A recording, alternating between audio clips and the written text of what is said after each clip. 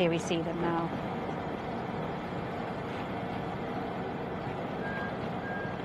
Imagine they're holding the sides there because it's pretty slippy.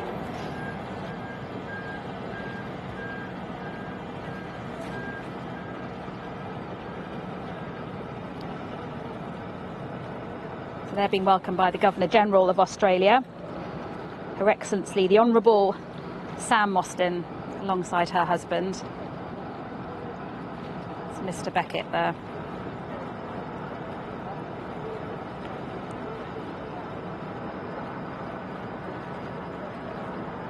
And then we go to the lineup there, where they will be meeting other senior figures, including the Governor of New South Wales, it's Margaret Beazley, her husband too.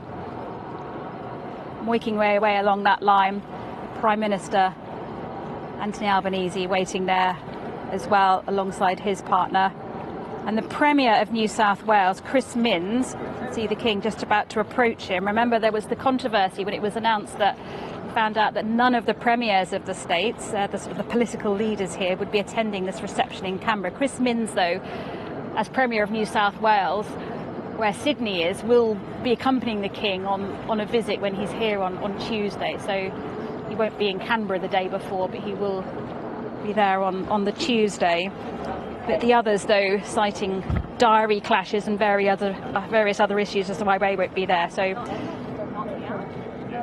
meeting the lineup, shaking of the hand.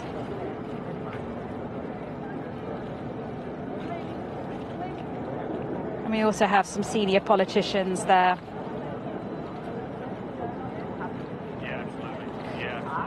Including the Deputy Secretary from the Department of the Prime Minister and Cabinet, Graham Fletcher, and his wife there too.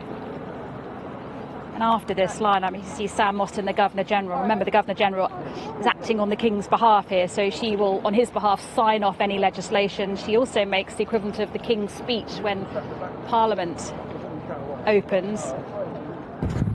They will then get in their car and make their way for a quick cup of tea with Anthony Albanese, the Prime Minister here. He is a committed Republican. He had a long-held promise he would hold a second referendum on whether Australia wanted to become a republic. That's been kicked into the long grass, all handshakes and smiles now. I think it's simply not a political priority. He held and lost a referendum last year on a different issue, and I think the appetite for another divisive, difficult, expensive vote is going away. So some final conversations, getting into the car, and they will have this cup of tea with the Prime Minister before retiring.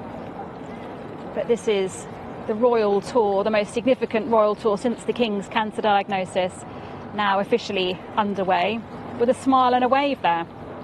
The umbrella not going up.